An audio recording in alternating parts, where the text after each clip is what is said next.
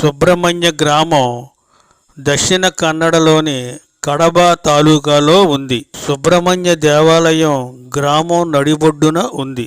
ఇది మంగుళూరుకు 105 కిలోమీటర్ల దూరంలో ఉంటుంది.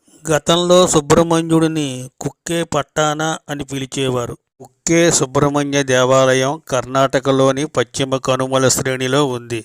ఆలయానికి ఎదురుగా కుమార పర్వతం యొక్క ప్రసిద్ధ పర్వతం ఉంది. ఈ ఆలయంలో కార్తికేయుడు అన్ని సర్పాలకు ప్రభువైన సుబ్రహ్మణ్యుడిగా పూజించబడతాడు.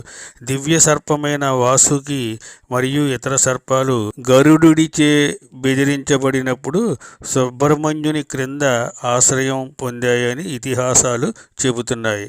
ఆలయ పూజారులు శివల్లి మాధవ బ్రాహ్మణులు మధ్వాచార్య తంత్ర సార సంగ్రహం ప్రకారం ఆలయంలో పూజలు మరియు ఇతర రోజువారీ ఆచారాలు జరుపుతారు.